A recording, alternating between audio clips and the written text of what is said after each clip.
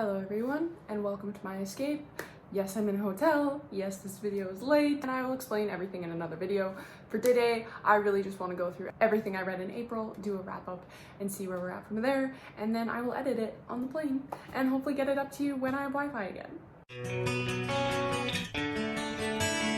So I did reread Below Zero, which is a Ali Hazelwood novella that I read last month, and I was absolutely in love with her and all of her work and all of her series. So Below Zero is one of her STEMinist novellas, and this girl works for NASA and she gets a job at their Norway planet simulator thing. I don't really know, she's a researcher. She's trying to test this equipment in an environment that sort of mimics what it would be like on Mars, and she ends up getting stuck. This guy comes to save her, but it happens to be someone who she kind of had a thing with in college, and then they kind of fell off. Not in a bad way, but then a few years later, then they fell off in a bad way. So she's kind of like, why are you coming here? And you get the dual timeline of like what happened then, what's happening now. It's really quick, it's overly dramatic, and I absolutely love it. I absolutely love it. I almost want to say that that's my favorite of the novellas, but I love it. Another book I read was Falling in Reverse by Julia Wolf. So do I really remember anything about this one? Not really. I gave it 4 stars though. I said I liked it in my Goodreads review, but that he was walking red flag, and that didn't jive with like her background and her past experience. So I didn't buy the relationship, but I enjoyed the story. Take that as you will. I remember nothing about the book, which is odd then that I gave it 4 stars, because normally a 4 star I really enjoyed and that would stick with me. This one did not. So again, 2024 ratings are weird. I have no recollection of this book. That's all I can give you. Okay, and then I read Between Never and Forever by Shain. I really did like this one. I gave it 4 stars. I do remember it. It's a contemporary romance, but also like borderline mafia. Like it's not, but he's connected to the mafia, and it refers to couples that I definitely think have their own mafia romance series, which I would look into. But this one, it is a contemporary. It's like childhood lovers to enemies to back to lovers, I guess. It's just like watching their journey, but they were dating, and then something really traumatic happened in their teens, and then her like record company or whatever moved her to Nashville, and she had to leave him behind, and he's always been really bitter about this and what came in like the aftermath of this traumatic event and how everything was kind of handled. And she's got a ton on her plate and just like a ton of weight that shouldn't be put on a kid. And yeah, it's just kind of really messy. And then just like 15 years later when they're pushed back together, and I really liked it. I really liked it. It was like a great level of like angst and drama, but then also like you understood their animosity, and it wasn't something that was like so little you're like, why are you even fighting about this, or so much that you're like, you literally would never get over this. Like this would never be a relationship because you could never get over your past, which I think I have a lot of issues with in terms of like second chance. It's like that balance in the middle is really hard to find, and I think this book did so well with that. So yes, I don't read a lot of second chance, not because I have anything against it, I just don't gravitate towards it, but I definitely would recommend this one. And if you're like wanting to maybe get into mafia romance, or you're a little like nervous, this would be a good like taster, I think, just like a good test, because it is very mild mafia, very mild mafia. Okay, then I read Faking Miss Right by Kingsley. Yes, this is a boss employee workplace romance. He is like a robot, of course, and everyone's like, how do you work for him? And she's like, I can manage. I feel like I just read one of these books like a very similar basis in March, except that one was a pregnancy book. This one isn't, but it was just like, I have no interest in a guy who's a robot. If you can't emote like at all, it's not gonna work. It's not gonna work, okay? I'm sorry, but like, why do you want to live with a robot? No. And I get that he's not a robot and he had like hidden personality traits, but I personally would never get to that point. So I don't know why I read so many of these books, because also the whole boss thing, I struggle to buy into. But I guess I read another one. I did see this one on an Instagram reel. I do remember that. It did have its moments, but overall it was just weird. Okay, and then the last contemporary I read was Yours Truly by Ali Jimenez, I think. I loved it. Goodreads says 4 stars. I think I'm gonna make it 5 stars. I loved this book. This was so cute. I have been waiting to read this. It is pretty popular on the book platforms. So we follow our 2 characters, and they're both doctors. And our female main character, I think her name is Bree, is just finalizing her divorce. Her brother, who is requiring like severe medical attention because his kidneys are failing and they can't find him a donor, and she's up for promotion at this job. And then enter our male main character who's new to the hospital. He's getting out of something where he used to be that I don't think is revealed until like a third of the way through the book, so I'll let you have that one. But he's getting out of his own thing and then walks into this new environment, and he has extreme anxiety. So just the fact that it's a new environment, he doesn't know all the ins and outs of it, he doesn't know the people, the nurses don't immediately like him, he just feels like he's failing, and then that's just amping up his anxiety more and more and more. So these two kind of run in together. It's kind of cold, it's kind of standoffish, it doesn't really go that well. Bree decides that she like hates him. Jacob's like, this is so awkward, this is my nightmare. Like, this is my actual nightmare, because he's an overthinker, so he's overthinking this terrible interaction. But the miscommunication, or like the first impression issue, does not last long at all, because he goes, you know what, I can't actually deal with this because I'm already an overthinker and I already have such high anxiety, and like I'm already so anxious about this new job. I can't have one of my coworkers like hating me. So he writes her a letter, and she reads this letter, and then they kind of start going back and forth, and I love it. The story evolves from there. None of that is spoilers because I think it's all in like the description. But oh, it was so cute, so cute. And a lot of the times the books I read, I'm sorry, but they do not have real male main characters, okay? They're not real people. They're cardboard cutouts, or they're just like a simple archetype with no fleshed out characteristics, or they get like one quirk and that's it. It's like, I love peanut butter, end of their personality. So I so appreciated with this one how fleshed out and how much of a person the male main character was. Like, I also just liked the character, but from like a reader standpoint, I really truly did like that he had ups and downs, he had flaws, he had strengths. Not everything was like cookie cutter with him. I loved it. I loved it. I loved him, and I loved them together. And don't get me wrong, okay, Bree was also fleshed out. She also had some character development. You know, you also maybe not necessarily watched her grow, but definitely watched her process and kind of like get through the situations that she was kind of stuck in. So don't get me wrong, loved her too, but like, you rarely ever see an actually developed male main character in a lot of the books I read, so I truly appreciated this one. Okay, now getting into paranormal romance. I did reread Bride, so that's Ali Hazelwood as well. Read that one in March too. Again, I had put it on my library before I found the physical, and I forgot to take the hold off on the library, so when my library said, hey, it's your time, I was like, okay. So I read this one on audio, and I loved it. It's still 5 stars. It's as great as it was the first time.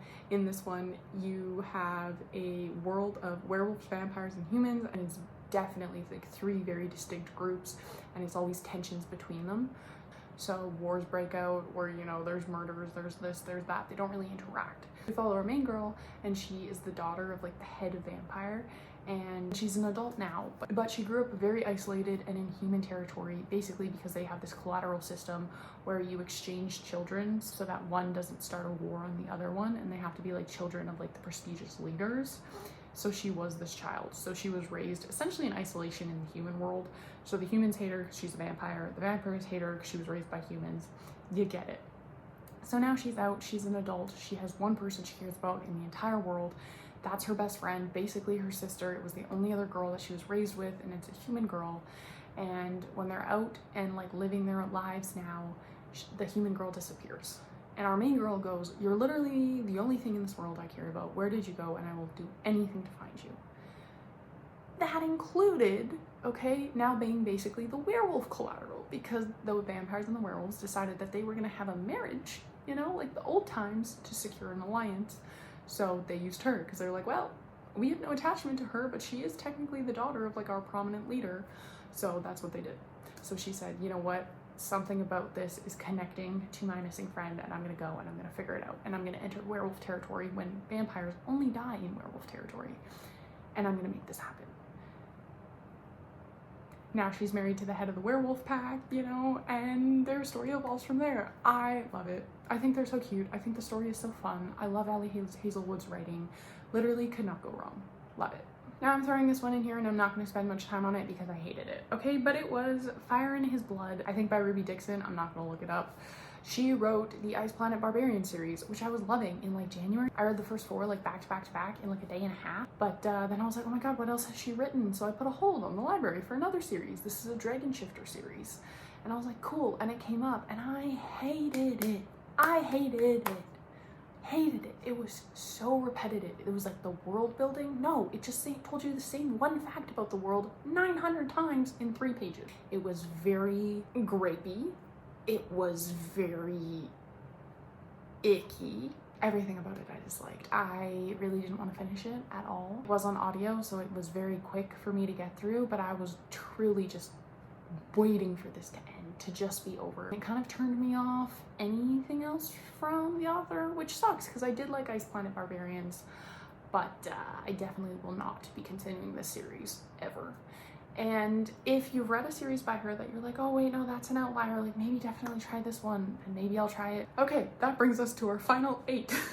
And I say final 8 because they're kind of all connected and related. So 6 of them are from one series and 2 of them are from another, but they're both by the same author. So Lola Glass I found in October through Stuff My Kindle Day. I am so grateful for that day because all of her stuff is on Kindle Unlimited, but I don't think I would have found her without that. Anyways, I read the Dragon King's Mate, Fate, and Hate trilogy. Loved it, loved it, loved it, loved it. And she's been an author in my mind that I've wanted to come back to. So in 2024, I kind of came back to her and I tried a couple of her other series, which didn't really like hit that same mark. Yes, The Art of Avoiding Your Alpha I read last month, which was the 3rd in a standalone series. So this month I went and read the first 2. So it was The Art of Avoiding Your Werewolf and The Art of Avoiding Your Soulmate. They were very, very similar.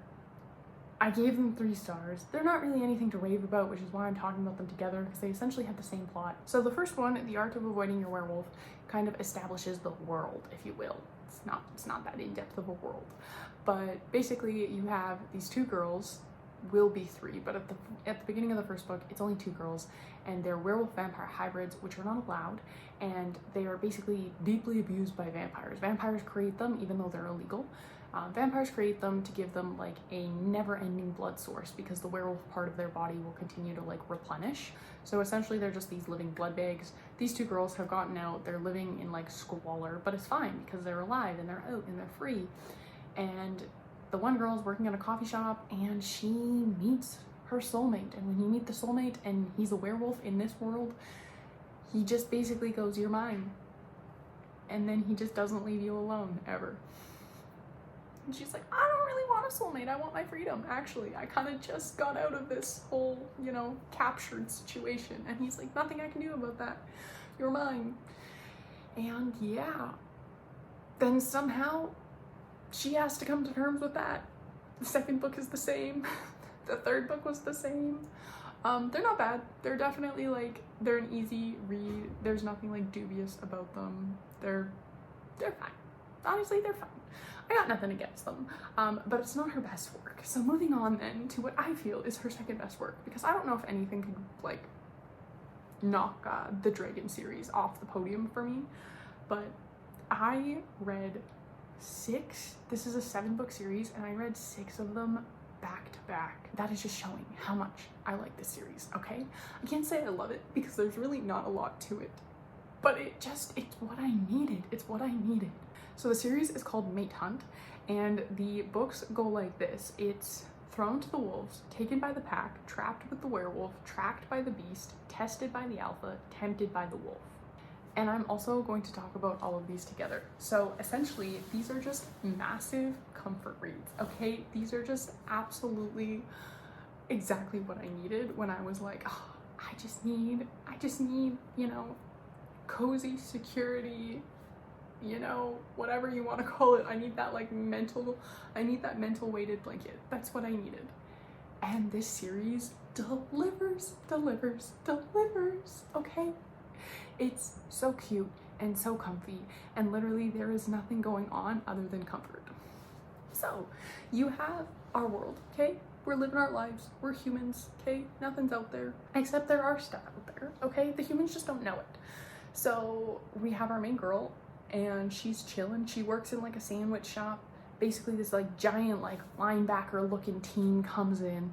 She's like, oh, 15 minutes before close, this sucks, making them sandwiches. And then the last guy, he like makes a joke, she looks up, they make eye contact, his eyes go red, he starts wolfing out. She is like, what the F? Books it out of the sandwich shop. She's like, I don't know what's going on and I don't want to find out. I am out of here. Except the rest of the team go, crap. So one of them grabs the half man, half wolf guy, gets him out. Two of them go and basically kidnap her and throw her in a van. She's like, what is happening? How is this man a wolf now? What is going on? And they're just like, hey, so we have something to tell you. And basically you're this guy's mate, you're his soulmate. And when werewolves meet their soulmate or their fated mate, as soon as they make eye contact, their eyes go red, they go into their wolf form, and the first part of this like mating process begins. It is called the hunt, and it's where the guy stays in wolf form the whole time until he decides that the girl's not gonna run away and he'll bite her. Okay, that's the first part of the mate hunt. When he bites her, that starts the second part. Well, if she lives. That starts the second part, which is the chase.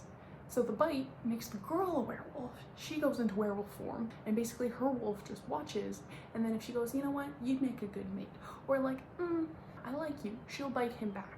But she doesn't always bite him back. Sometimes she goes, I don't really want to be with you, and rejects him. And if a male werewolf gets rejected, he goes insane, loses his mind, and dies. And the girl can just continue living her life. But now she's a werewolf, okay? That stays. And then if they get through that and they both decide to bite each other and all that, then it takes you to the third part, which is the climax, which is exactly how it sounds. It's just a week of fun times. And that's the process. So they explain this to her while she's in this van that she's been kidnapped in. And she's like, that's a no from me. That's a big no from me. Big no from me. So anyways, she tries to get away. It's funny, I love her. Tegan is the first girl, and I love her spirit, her personality so much, because me too, girl. Me too. I would be out of there so fast. But yeah, so anyways, after all of this stuff happens, she realizes there's really no way out of this, and she has to find a way to deal with this wolf. But she's a university student and she has bills to pay and she does not have any money. She's on scholarships and her grades can't drop. So she tries to take the wolf to campus and it's like a whole thing we love, okay? It's so much fun, but it's just comfort because that's all it is. There's like packs and each pack has like 6 guys in it. And they're truly just chilling till the wolf inside them decides that some girl is their soulmate. So I'm literally obsessed with this series. It is everything to me. Tegan and Jesse, the first couple, love. Del and Rocco, the second couple, love. They're definitely my 2 favorite couples. I don't know if they're my 2 favorite books because honestly I read like the series so fast. So many of them like mixed together. But I just loved them, and I loved how every girl was like a little bit different, because in a story like this, especially like why I don't read a lot of standalone series back to back to back is because they're very similar, and I often find like the characters are too close or the story is too close, and in a structure that's this like it's the hunt, it's the chase, it's the climax, like in something that's like this, it's so similar that I'm usually not one to binge it, but I could binge this because A, it was just the comfort that I required, and it was like where my mental state was at. I did not have any extra energy to expend even on like relaxing activities, so it was perfect to that. But it was also like it was enough of a difference in character and a difference in like their relationship journey that I really loved it, and I really loved them all, and I think I give them literally all 4 stars.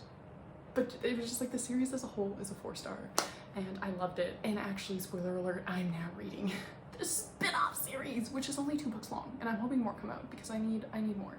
But I had so much fun with it. I highly recommend.